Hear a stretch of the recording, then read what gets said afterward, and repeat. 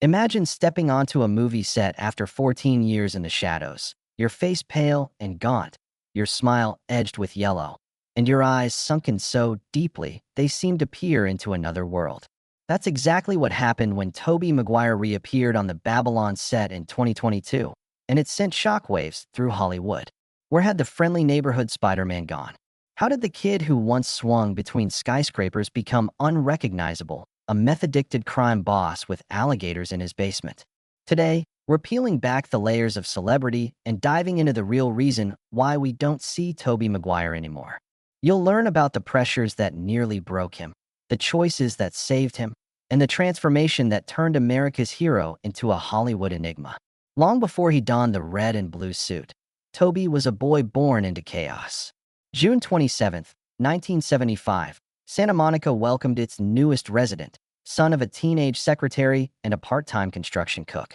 By the time he was 3, his parents' marriage disintegrated, leaving Wendy and young Tobey to drift between relatives' homes and emergency shelters. Food stamps and neighborly handouts replaced the security every child deserves. Without a father's steady presence and with a mother juggling odd jobs, Tobey found himself wrapped in instability so profound that mornings often began with stomach-churning anxiety. He'd vomit before the school bus arrived, a silent signal of trauma too heavy for a 9-year-old. Amid that turmoil, Wendy spotted a spark in her son and made an offer he couldn't refuse: $100 to swap home economics for drama class. That chance bet changed everything.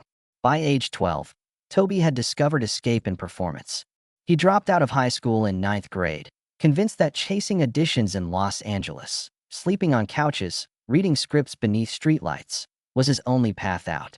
Early roles were scant: commercials that paid barely enough for public transportation, guest spots that barely tipped the scales. Then came Great Scott, a Fox sitcom destined for obliteration, canceled after 6 episodes and ranked near the bottom of television's food chain. Rather than kill his dream, that flop stoked his hunger and resilience. Nights in crash pads became more bearable when every rejection letter read like fuel to forge a tougher skin. By 17, he caught his first real break, a small role in This Boy's Life, rubbing shoulders with Leonardo DiCaprio. Their rivalry on paper soon became friendship off-screen, but it also underscored the stakes. While Leo garnered headlines and A-list parts, Tobey lingered in supporting shadows, proving that perseverance often trumps pedigree. With each audition, he sharpened his instincts on set, soaking in direction from Woody Allen, Demi Moore, and Robin Williams. Yet the real education happened behind the cameras, where late nights and green screens taught discipline, timing, and how to hold one's own among giants.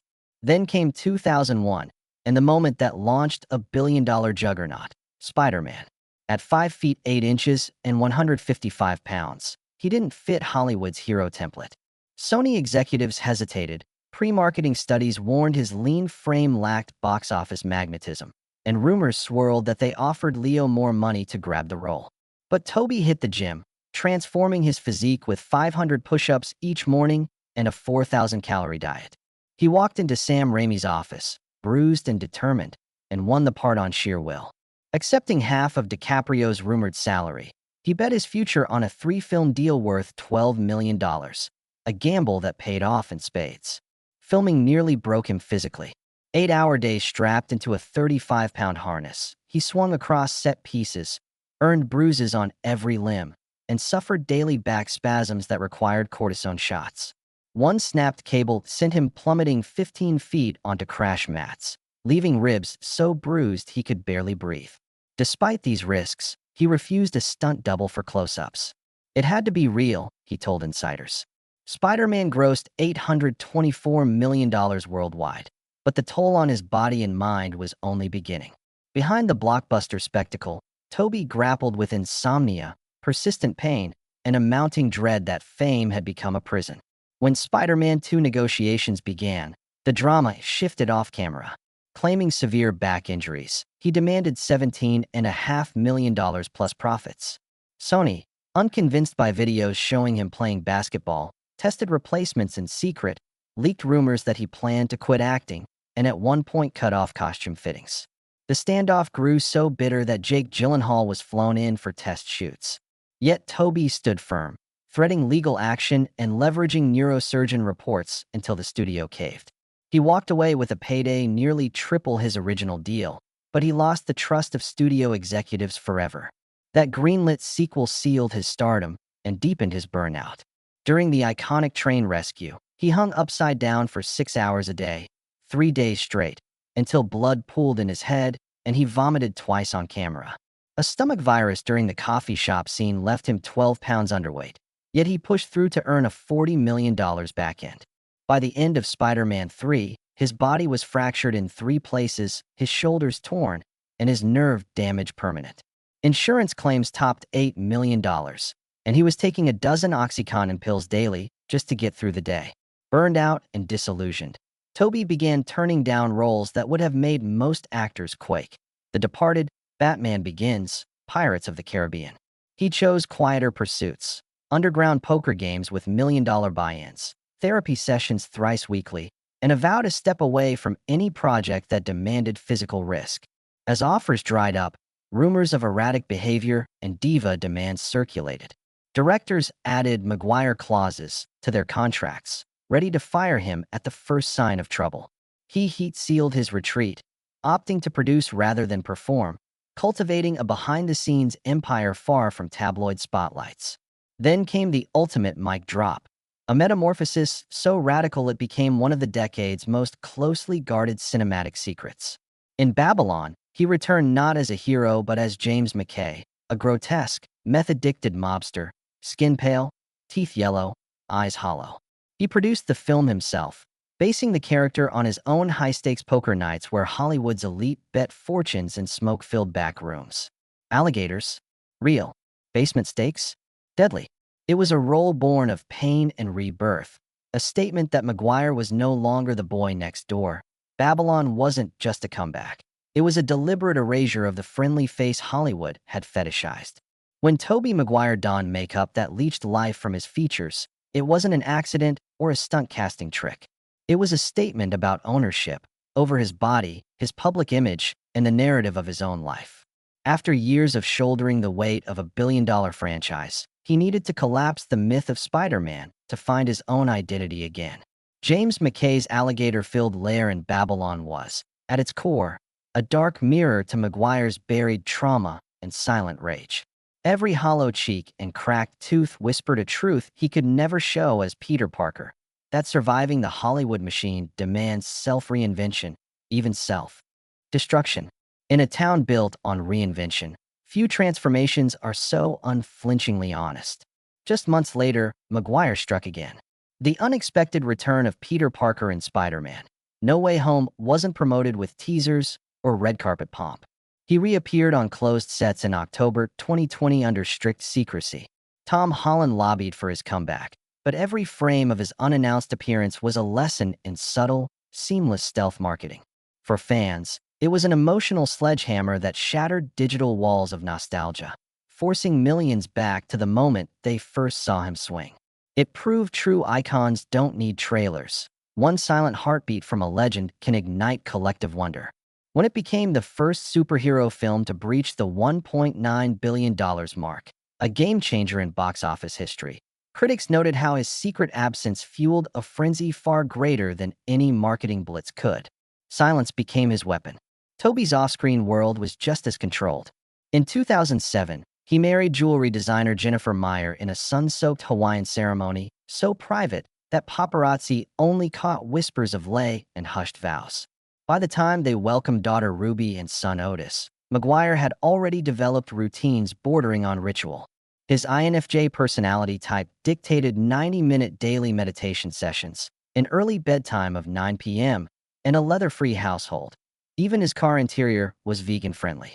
Guests removed shoes and belts before entering his $8.5 million mansion, passing through a bubble of silence where no one dared break the rule of quiet.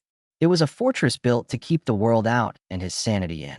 Yet even within those walls, whispers of marital strain grew, culminating in a low-key separation in 2016, a private divorce settlement, and a friendship that would outlast their vows. But if his personal life was disciplined, his poker persona was anarchic. From 2007 to 2009, He infiltrated underground games with buy-ins over $1 million, rubbing elbows with Hollywood's elite and some of its darkest players. Leonardo DiCaprio lost millions to him. Ben Affleck was banned for card counting. When the FBI traced ties to Ponzi schemer Brad Rutterman, lawsuits demanded over $300,000. Maguire quietly settled for 8 figures without admitting wrongdoing, fueling whispers that his ruthlessness extended off-screen. Studios took notice. Once friendly brands recoiled, contracts disappeared, and Tobey was shut out of A-list roles. The scandal thrived on secrecy, a stark contrast to the hero everyone thought they knew. With acting roles drying up, Maguire shifted gears behind the camera. In 2012, he launched Material Pictures with a modest $50 million fund, quietly investing in passion projects rather than blockbuster sequels. His first gamble paid off with Life of Pi, an unexpected hit that snagged 11 Oscar nominations and proved his instincts remained razor-sharp, though he'd been cut from the final film he'd auditioned for. By 2019, he sold a Sundance darling, Brittany Runs a Marathon, to Amazon for $14 million. That deal marked the first time a non-documentary had permission to shoot inside the actual New York City Marathon, a testament to his growing clout. He stayed off red carpets, letting his name appear in closing credits like a ghostwriter of prestige. Today, Material Pictures boasts a slate of films promising creative freedom and returns that rival any superhero payday. So where does that leave us in 2024? Tobey Maguire exists in the tension between myth and man. He's wealthier, wiser, and perhaps more wary than ever. Occasional public outings, like a brief appearance with 20-year-old model Lily Chi, ignite social media fires that burn hotter than any trailer drop. Rumors swirl about Spider-Man 4, with Sadie Sink tipped to play Parker's daughter and Kirsten Dunst voicing support. But no one knows whether Maguire will step back into the suit or remain the unseen architect behind the next wave of cinema. The real reason we don't see him isn't just a story of injury or burnout. It's a choice, a reclaiming of control in an industry that demands perpetual visibility. Perhaps the greatest plot twist is that true power lies not in red-letter premieres, but in the silence that follows a legend's departure. Few people realize that beyond the bright lights and cinematic triumphs, Tobey Maguire's journey has been equally defined by the battles few ever glimpse. The psychological scars etched by fame, the physical pain that lingered long after harnesses came off, and the silent promise he made to himself to never sacrifice authenticity for applause again. Maguire's mental health has been a guarded secret behind the private walls he constructed. In interviews so rare they become headline news, he has alluded to the relentless insomnia that followed the completion of Spider-Man 3, when days blurred into nights, and every ache felt like a reminder of the price he paid for blockbuster glory. It was during those dark months that he discovered a practice that would anchor him: meditation. Beginning each morning in a room built exclusively for solitude, he would sit cross-legged in soft light, focusing on breath, grounding himself in silence. Friends close enough to earn his trust say he spoke of that practice as a lifeline, the only way to navigate the storm of public expectation, critical scrutiny, and his own self-doubt.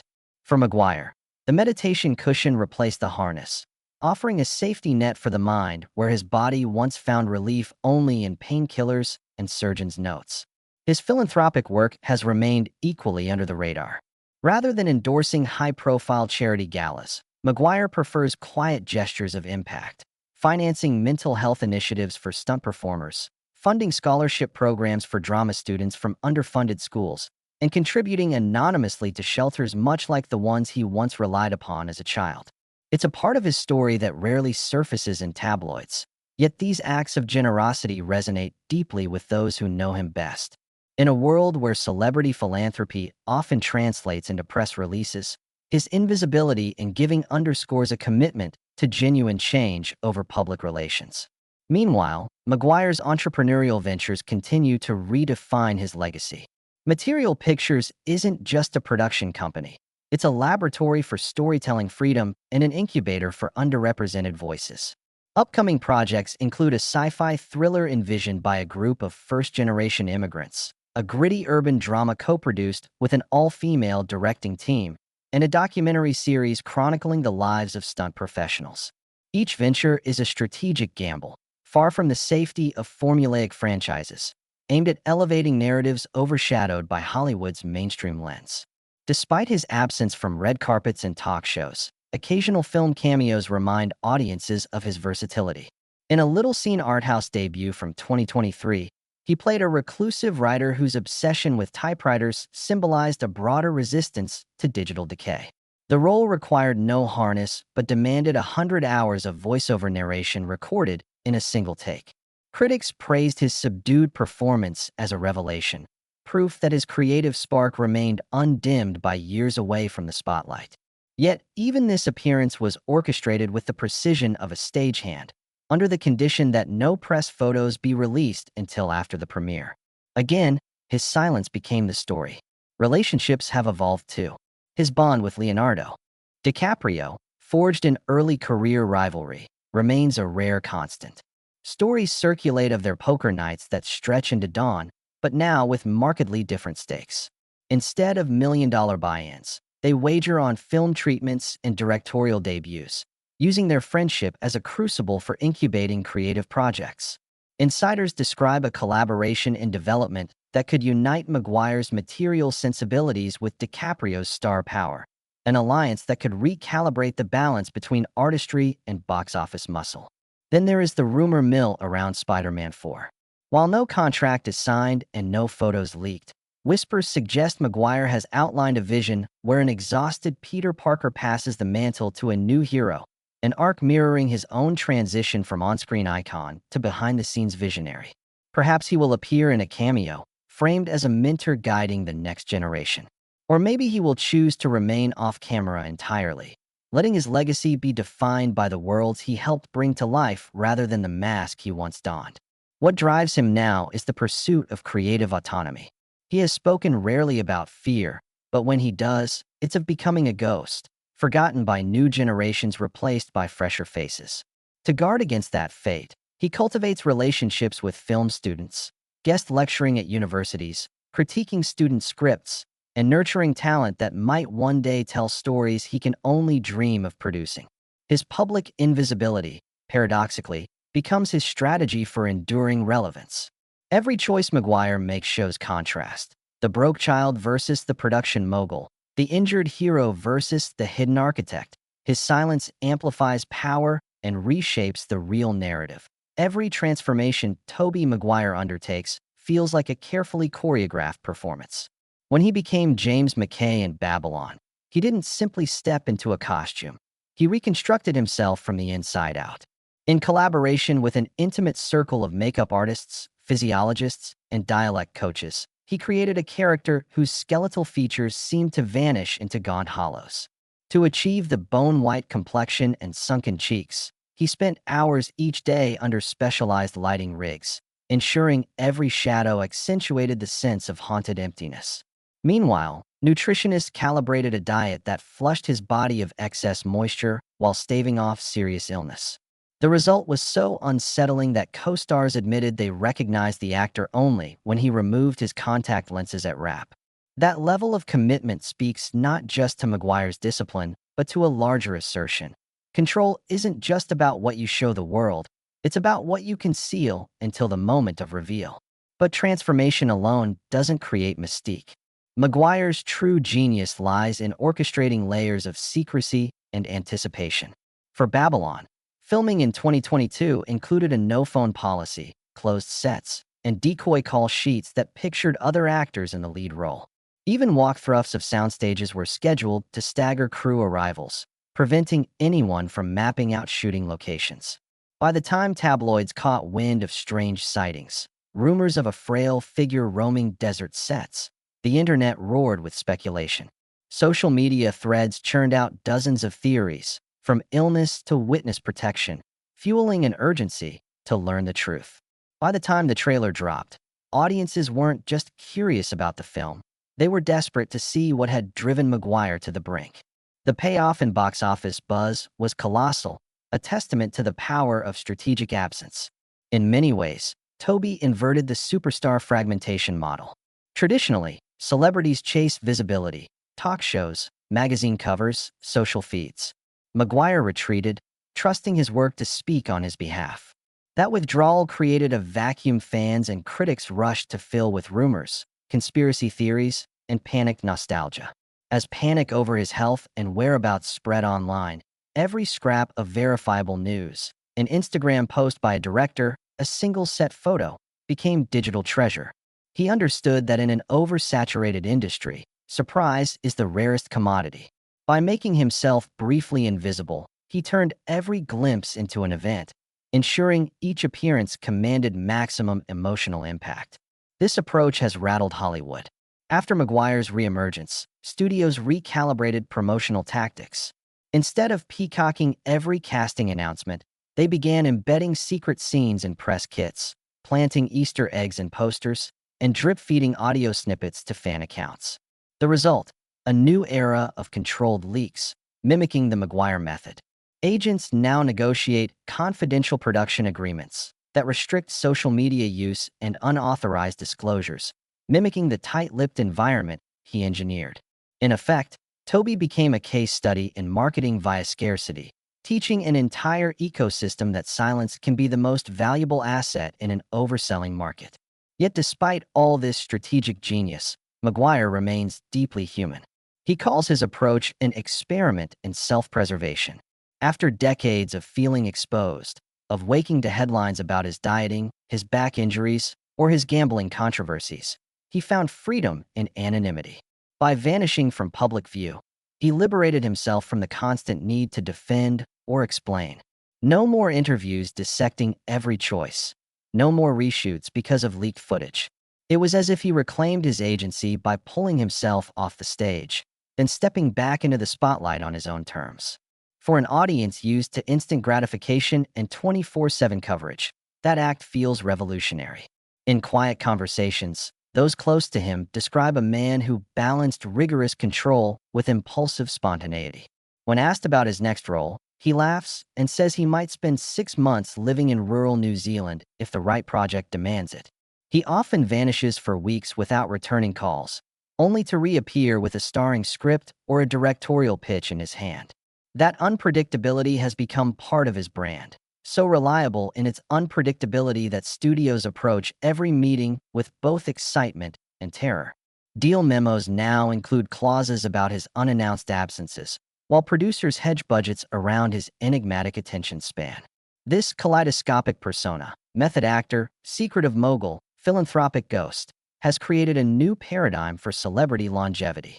Fans no longer expect every detail of his life to be broadcasted. Instead, they crave glimpses through a pinhole. Each appearance, each performance, feels like a precious gift rather than an entitlement. This shift has sparked a broader conversation about boundaries in stardom. As audiences, we're rethinking the ethics of entitlement. Should we really demand every minute of an artist's life? When did our thirst for endless content eclipse respect for personal sovereignty? Maguire's example suggests that there is power in reclaiming one's narrative, in choosing where and when to be seen. And now, as we edge closer to 2024's end, the question lingers. Will Tobey Maguire re-enter our collective consciousness as a masked hero or as the unseen architect weaving stories behind the screen? Rumors about Spider-Man 4 swirl, but only one thing is certain. When he returns, it will be on his terms. He'll dial up the friction between absence and presence until every frame of footage becomes a cultural landmark. For us, the audience, it means waiting, patiently, insistently, like witnesses anticipating a long-anticipated encore. In that waiting, we rediscover what made magic on screen so compelling in the first place. The tantalizing unknown, the promise of transformation, the reminder that sometimes to truly see a legend, you first have to let him vanish. As the rumor mill around Spider-Man 4 kicks into overdrive, fans find themselves perched on the edge of their seats, waiting for any snippet, any whisper of Tobey Maguire's next move. Will he toe the line of his former hero and reunite with the mask that made him a household name? Or will he maintain his deliberate withdrawal, watching from the wings as a new generation swings in his wake? This tension between presence and absence defines Maguire's modern myth. Each speculation, each leaked script page, fans devour like treasure maps leading to hidden islands. And while studios frantically negotiate confidentiality agreements, social media channels explode with FOMO-fueled debates. What might have seemed like idle gossip has become a cultural event, a collective meditation on what it means to return from the shadows.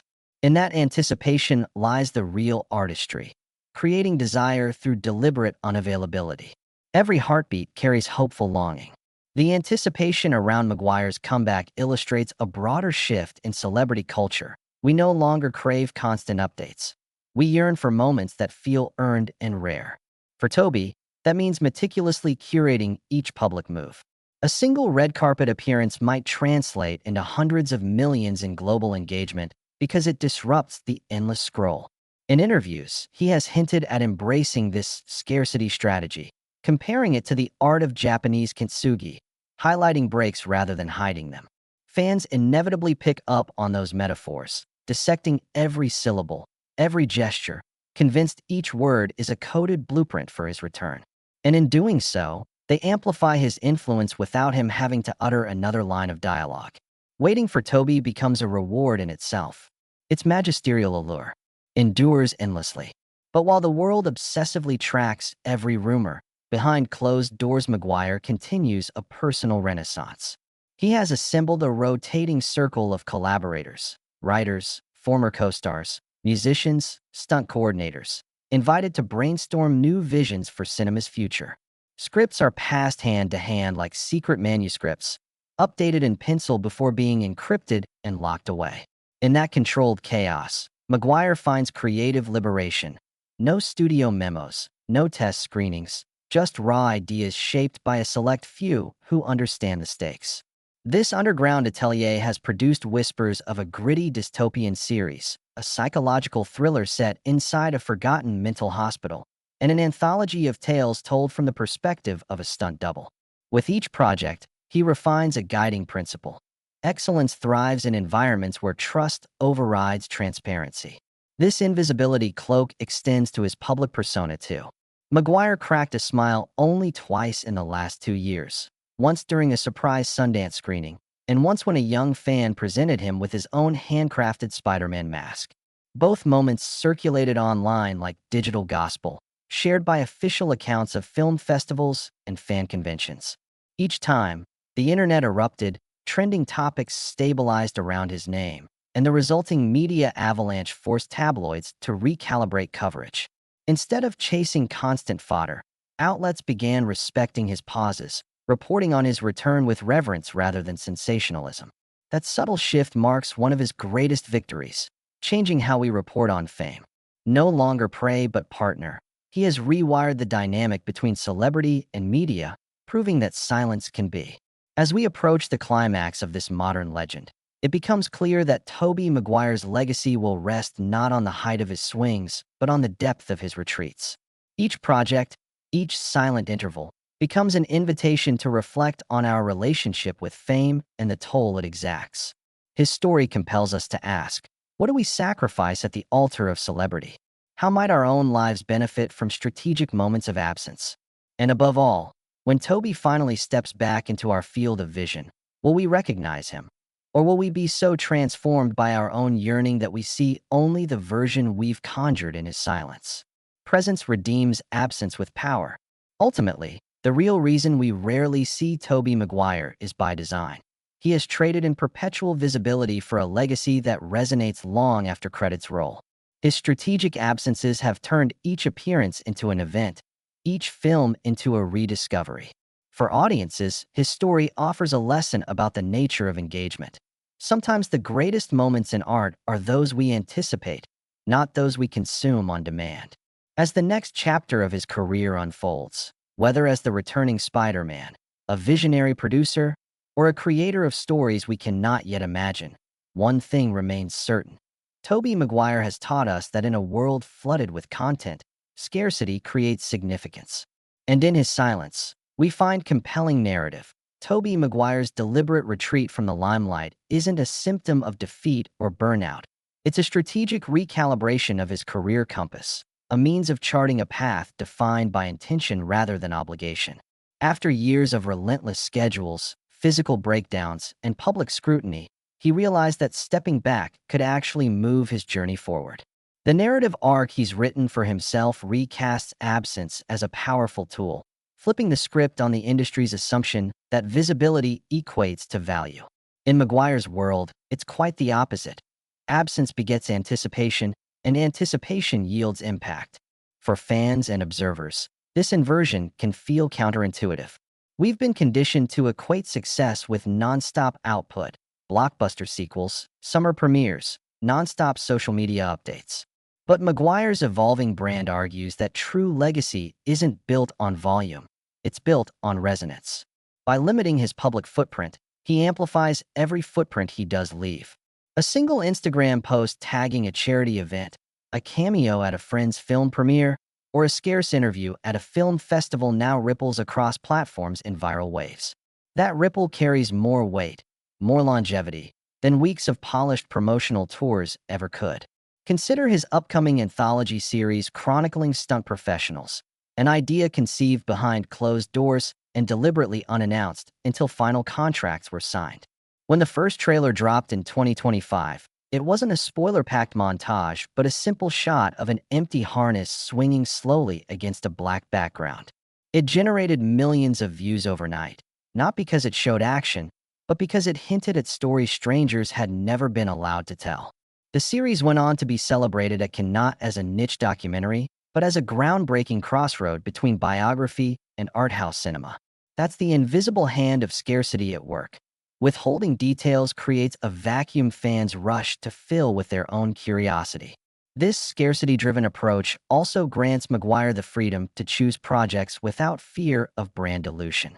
Unlike many former stars who risk overexposure, he can jump from an Oscar-caliber art film to a low-budget indie drama without worrying about tonal whiplash. His next slated role, rumored to be a dual-character exploration of duality and identity, was greenlit only after he negotiated creative veto rights, a perk few actors can demand. Meanwhile, Material Pictures has quietly acquired rights to half a dozen scripts across genres, a witch hunter saga, an environmental thriller, and a jazz-era romance that reportedly attracted multiple bidding wars.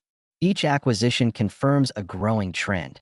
Producers want a slice of the Maguire magic even when he's not on screen. Indeed, his off-camera influence has become as significant as his on-camera presence. Studios now seek his input on story development, action-blocking sequences, and character arcs, even for projects he isn't producing outright. Executives confess they consult his notes on everything from dialogue pacing to stunt logistics. When one major streaming platform asked him to guest edit a Worst of Hollywood bloopers reel, his feedback centered not on laughs, but lessons, which failures taught performers to build safer harnesses, cliché pitfalls that stole narrative momentum, and the emotional stakes that make physical risk feel worthwhile. His commentaries now resemble masterclasses, quietly elevating industry standards while broadcasting minimal personal publicity. On a philosophical level, Maguire's trajectory compels us to reconsider our own relationship with visibility and value. In a culture obsessed with always-on connectivity, his model suggests that impact can spring from the rare and the momentary as much as from the constant. His approach marries the theatrical maxim, less is more, with digital age psychology, proving that scarcity intensifies desire. As viewers, we find ourselves waiting with bated breath rather than scrolling past yet another press release. That shift transcends celebrity. It has implications for how creators of all stripes, authors, musicians, podcasters, might marshal attention in an attention-poor environment. Looking ahead, the most tantalizing question remains: will Tobey Maguire ever reclaim the Spider-Man mantle in a leading capacity, or is that chapter truly closed? Rumors persist of a one-off director's cut of No Way Home, featuring unseen footage and reflective commentary from Maguire, packaged as a limited theatrical event. Equally intriguing are whispers that he's developing a Spider-Man origin story graphic novel, collaborating with artists who could reimagine Parker's roots through a darker, more introspective lens. These projects, if real, would masterfully reinforce his scarcity strategy, leveraging only the most meaningful callbacks to a property that made him famous, while controlling the narrative from conception to release. Ultimately, What makes Tobey Maguire's story so compelling isn't simply his rise or his trials or even his legendary comebacks. It's his willingness to defy the standard Hollywood playbook, to write his own act breaks, and to remind us that stepping off a platform can be as courageous as leaping into view. He has shown that silence can be a narrative device as potent as any stunt or visual effect. He's taught us that celebrity is not a permanent state, but a series of choices, each one shaping the legacy we leave.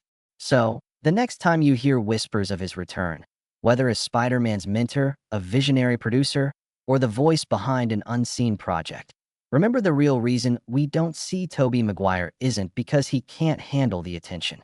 It's because he understands, better than almost anyone, the art of timing, the value of anticipation, and the power of choosing when to be seen. His absence is his signature, and his presence will always command the kind of wonder that once lit up every theater screen across the globe.